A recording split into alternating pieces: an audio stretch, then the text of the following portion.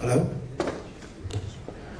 Thank you so much, friends, colleagues, well-wishers. I left banking about 3 years back, but good to be amongst the bankers once again. So this is the property Vayana created. Again, as Ram mentioned, we're not here to sell anything. We go bank by bank. We gather the like-minded people, the head transaction banking, the innovation team, and we conduct a future of finance session.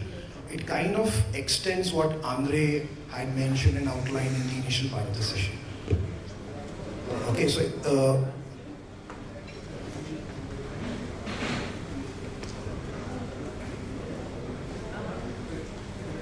for the next 30 minutes or so, these are the subjects that I plan to cover.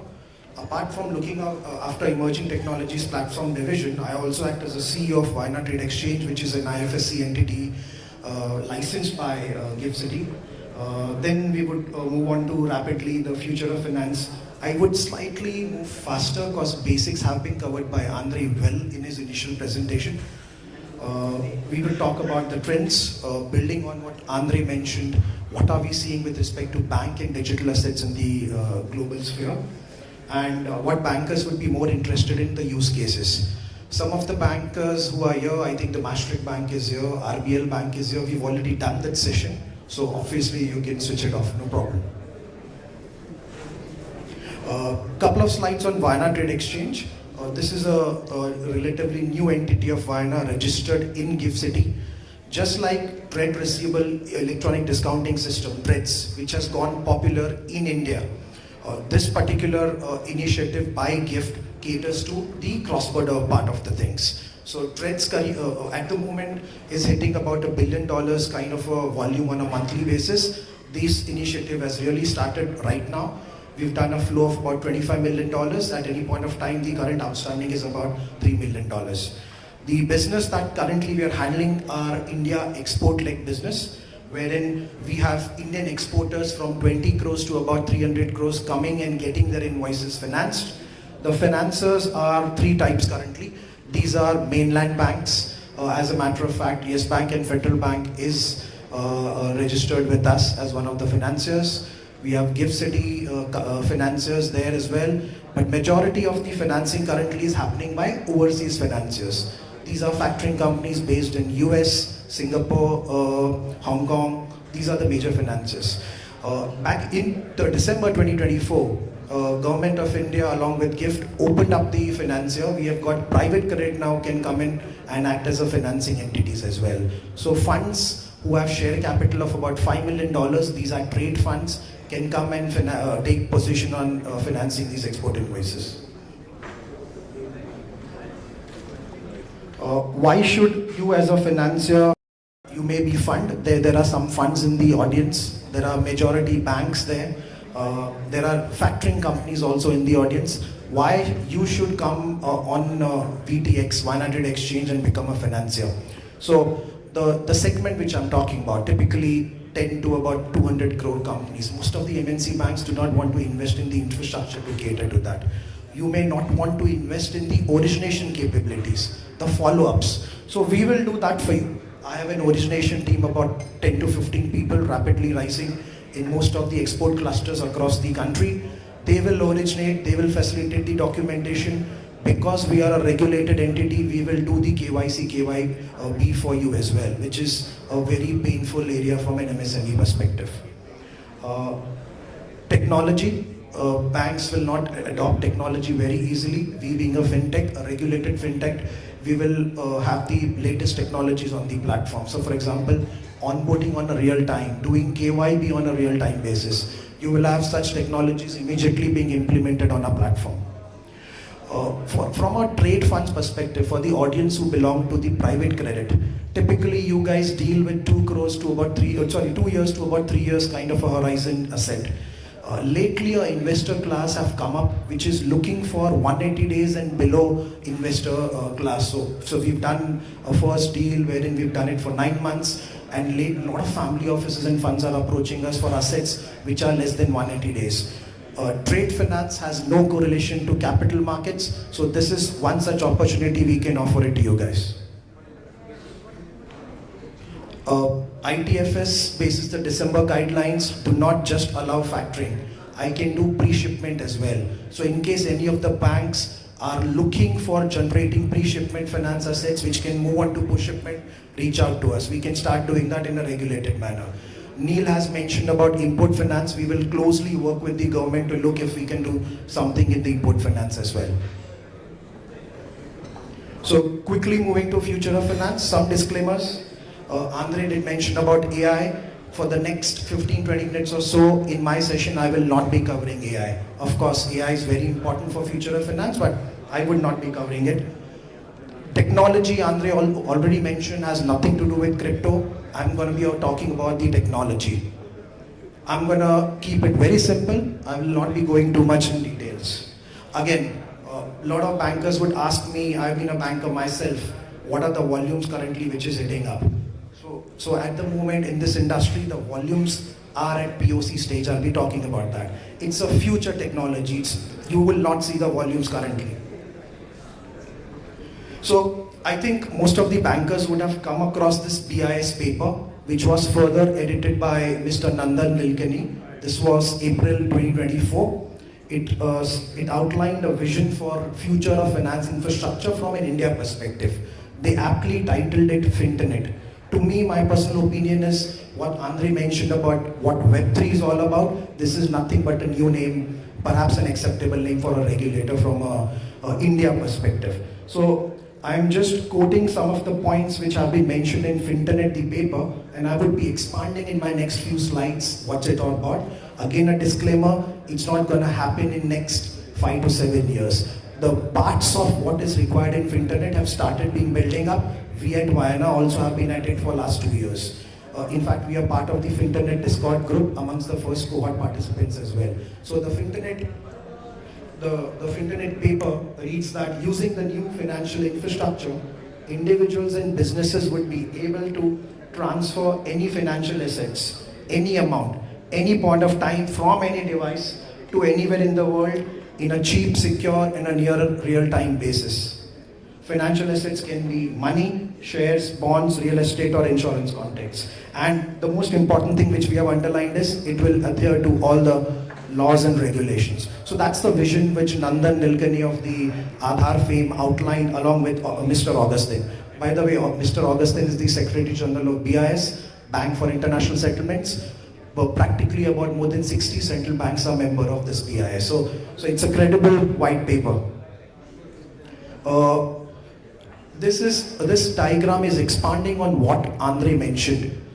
As he mentioned, typically financial assets, what important is who owns that financial assets, who's selling it, who's buying it, who's the new owner. So financial assets moves on a railway line which is nothing but ledgers. At the moment, these ledgers are completely disjointed. Every bank has their own way of doing things. There is no standardization, because of which the word interoperability is not coming in.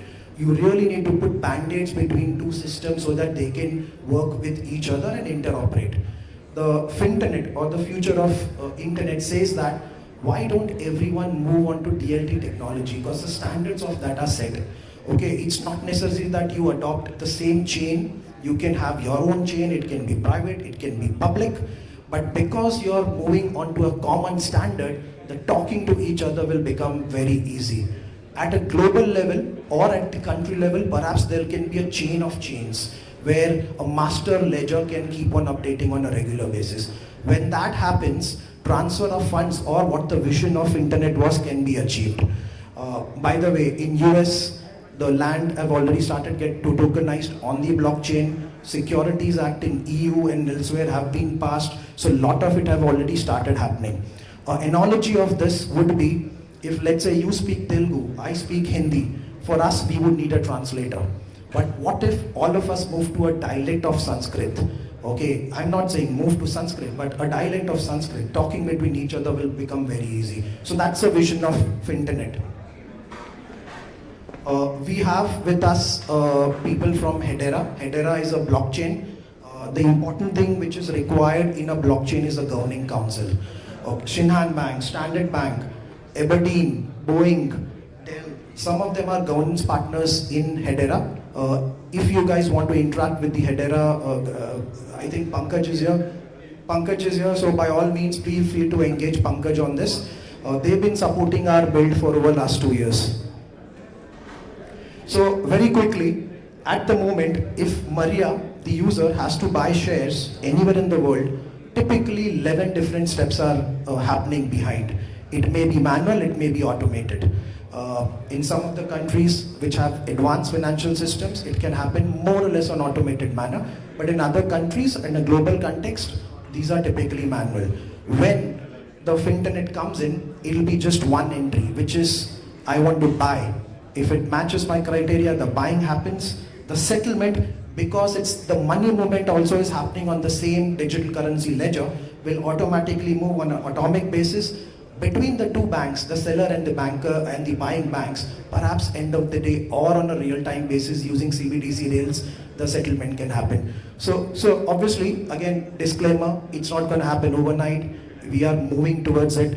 My own personal gut feeling is you will see around 2028, 2029, something like this coming into the perspective. But components of it, as Andre mentioned, has already started going live. And so I mentioned components of it have started going live. So we at Vyana are at it for about 2 years. We've launched Vyana Debt Platform, which is a grounds up platform built from scratch on blockchain. So whatever you know about loan origination system, loan management system, we've thought grounds up and we've built it on blockchain. Currently it supports any Ethereum EVM compatible chain. We started with digital currencies where you can lend to each other in digital currencies. It's not just POC, it's gone live in Hong Kong. We act as a technology service provider where fintechs from Africa put up loan requirements. There are DAOs in Hong Kong which want to invest in this fintechs of Africa. They are sending stable coins in USDC. A transaction which would have taken about 7 days took place in about 11 minutes. I think the executor Murtuza is here. So if anyone wants to know about this particular transaction, you can talk about in Murtuza, one of my team members as well. We've built a tokenization engine. If you want to tokenize commercial paper, any of the securities, be it bonds, we build that. We have adopted the Swiss CMTA standards. CMTA stands for Capital Market Technology Association. We picked up Swiss because we analyzed about 7 different laws of tokenization. We found Swiss law to be most comprehensive. We picked it up about 8 months back and glad to state that MAS, Monetary Authority of Singapore, also has picked up CMTA. It's becoming the global standards for tokenization. I will not cover the latter part because Andre has already covered. We are working on M-letter. We're working on EBL technologies as well. Deep tier I would cover in later part. We've also been working with think tanks like BIS, Bank for International Settlements. So we were part of the VDP stack, which I just talked about. We participated in Project Rosalind. Plug and Play is an accelerator in GIFT, where we are thinking of POC tokenization technologies. We are amongst the first cohort there. We've regularly participated in RBI Hubinga, RBI Innovation Hub. Also, we've been working with their tech sprints. And like I said, we are amongst the first few members of the Finternet, which is Nandan Nilekani's pet project. So what are the general trends that I am seeing? I've already mentioned this. This is my personal view. By mid-late 2026, we would see the early technologies which we are talking about from an India perspective. Globally, scales have started coming primarily in countries such as Luxembourg, Hong Kong, Singapore. Obviously, this is subject to the laws of India coming up. If there is no regulation support, it's not going to come up. At the moment, sandboxes and pilots are happening. Some of the sandboxes and pilots which are happening I've listed below. It's already been talked by Andre, so I will not cover few. I will just cover a few of them. Andre mentioned about MICA being used very regularly to tokenize bonds in countries such as Germany, Luxembourg. So Finternet, by the way, the language Finternet which I said, which is an Indian kind of a theme, is somewhat similar to what MAS is doing in GL1, which is called as Global Ledger 1. Project Agora by MAS is also something on similar lines. So, UK, I was in London just last year. There are three sandboxes which are ongoing. One on securities, one on stablecoin, one on deposit tokens. HKMA has 4 sandboxes. Results of all of these sandboxes perhaps would come by mid-year or end of the year. And if the results are positive, you would see these technologies being rapidly adopted. Some of the banker friends whom I meet, they say, again, just like Andre was on the fence and he got convinced because of him later that the technology is here to stay.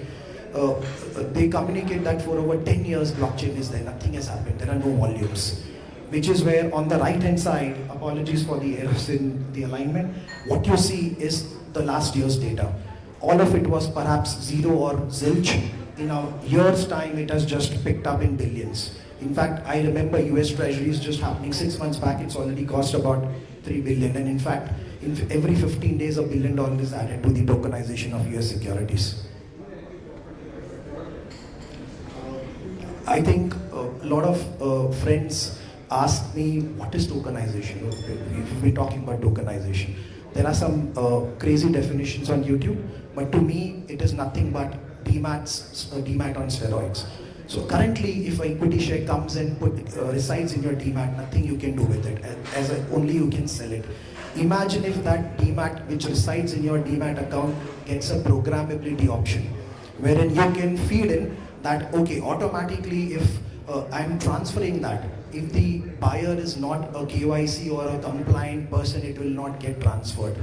If government gives a law and if the token issuer exercises power over that law and is able to pull that, I can pull that and burn that token immediately and I can reissue to someone who's legal in manner. So if you give programmability to demat, that is what tokenization is. Apart from that, tokenization is nothing else to me.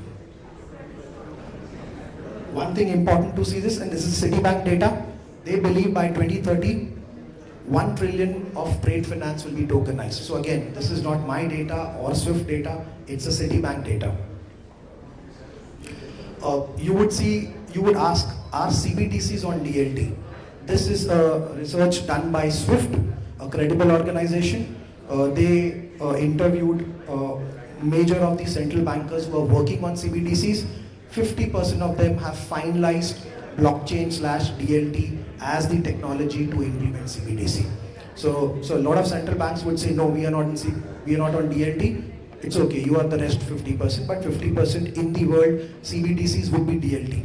That means the standards would be the same. Interoperability between CBDCs would not be such a challenge, because as I said, it's one dialect talking to another dialect of Sanskrit. It's not two different languages talking. I think friends from JP Morgan are here. They've been really pioneer in using blockchain to their advantage. Last I read that on a daily basis, 10 billion worth of transactions are moving on their chain, which was called as Onyx. Now it's been renamed as Kinesis. We are part of MasterCard Deposit Token Network. I would explain, I would explain what deposit token is all about. So there's CBDC, there's stablecoin, there's deposit token. Which one would get more prominence? So from an India context, my personal view is CBDC is something which RBI is focusing on. But if you go to any financial hubs, be it Hong Kong, be it Singapore, be it London, they are focusing on all of the three. US was focusing on nothing, but come Trump, they've passed Genius Act, which was last week. You would see stable coins getting prominence more and more there. CBDCs have been relinquished in US. So you would see regulator-wise, one or the other digital currency getting prominence, but as I said, most of it would be based on DLT technology. Talking between each other would be very easy. Very quickly, I'll move to the use case. CashLink, one of the largest transfer agents, wanted to peg a number, right? So Neil always used statistics, so I'll use statistics as well. All this talk of tokenization, DLT, all is good, but what's the real material benefit? They surveyed around 300 different issuers and ecosystem providers. As per them, 1.2% of the issue value would be saved in securities if you tokenize. Siemens, this is an outdated data. The data of Siemens bond, 60 million euros, was done last year. Glad to state that they've saved about 30 to 60 bips in the first two bonds. They are at the moment issuing a third tokenized bonds in Europe as well, using the EU DLT/MiCA norms. UBS, Santander, World Bank, all of them have rapidly increased tokenization POCs, okay, as we speak. Just Google tokenization banks right now. If I had Googled last year, I will have to search which bank. Perhaps it will be just JP Morgan. But if you Google tokenization securities or bonds right now, perhaps the top banks of each and every country would be working on POCs that. So the watershed moment of tokenization / DLT is here. Trump is ensuring that it gets passed very fast. This is something that we are working and we are passionate internally from India perspective. We've had 4 rounds of conversation with RBI already. We are in advanced talks with few banks so that we can take tokenization of commercial papers to RBI sandbox. In fact, the NSDL team is here. So if at all goes well, if all the parties come together, maybe you would see Guyana doing this very soon. Idea behind this is, at the moment, commercial paper as a market is very domestic. We would love for global capital to come in commercial papers. If we tokenize, ease of opening of wallets as against demat accounts will become easy, and thus commercial papers tokenization really makes big sense. By the way, little bit of selling. In case anyone wants to work with us, please reach out to me in the break. Digital currencies, these are not myth. At the moment in the world, people are, I'm not saying people, sorry, businesses are borrowing in digital currencies. This is the latest data. About $5 billion worth of loans have been disbursed using digital currencies. It can be deposit tokens, CBDCs, or stable coins, majorly stable coins. At the moment, as on today, the outstanding is about 600 million. Obviously very small with respect to the global size, but volumes are rising. Citibank and SocGen have been followers to JP Morgan.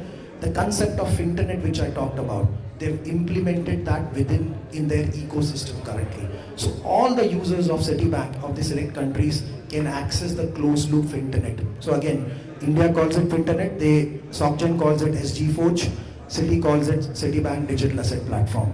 So it can't move to all the countries, so it's at the pilot phase. Few countries are involved.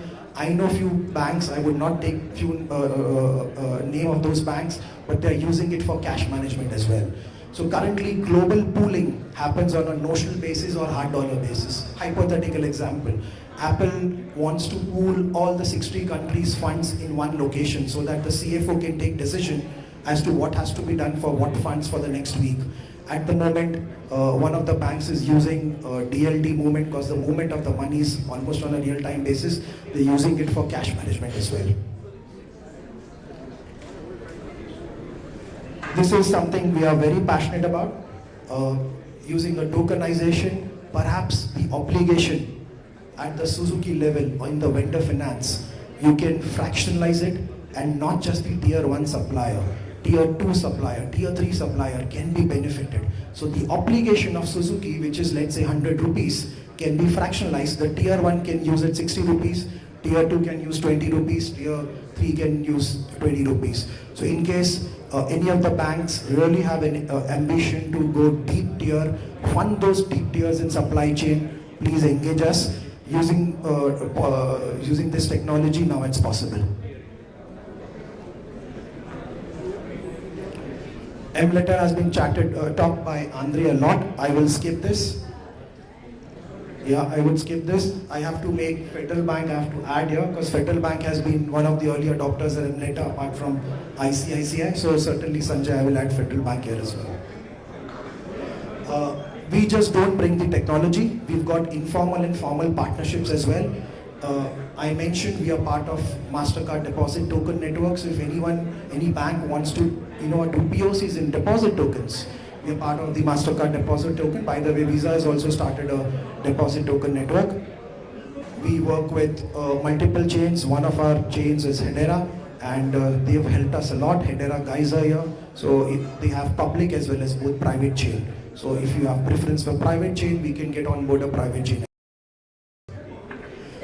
What if you tokenize? You need a distribution partner.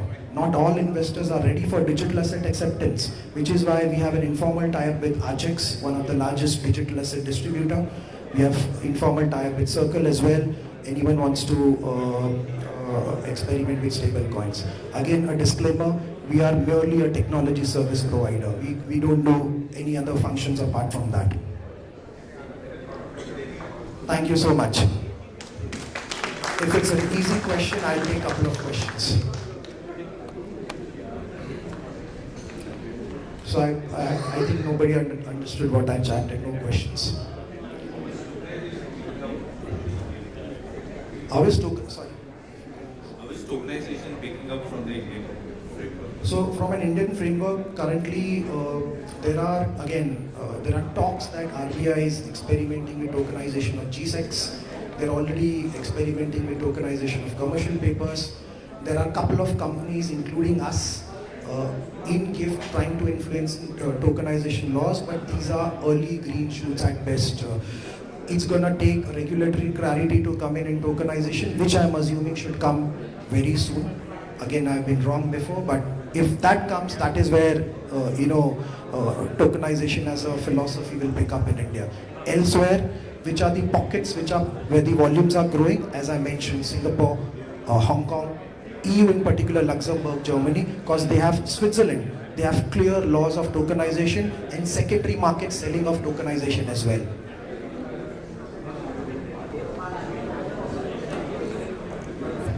How far are we away, because it's 2-3 years? Again, I don't know. I will leave that regulator to comment on that. From Vienna perspective, technology is ready. If the law comes tonight, I can go live tomorrow. Thank you so much. I'll be here. I'm open for feedback. In case you want any changes or want any clarity, please reach out to me. One more thing, any of the banks for which we have not conducted a similar session, you can reach out to me. If it's 1, if it's 10, if it's 20 people, you want us to come over and give this session, by all means, we will love that. Thank you so much.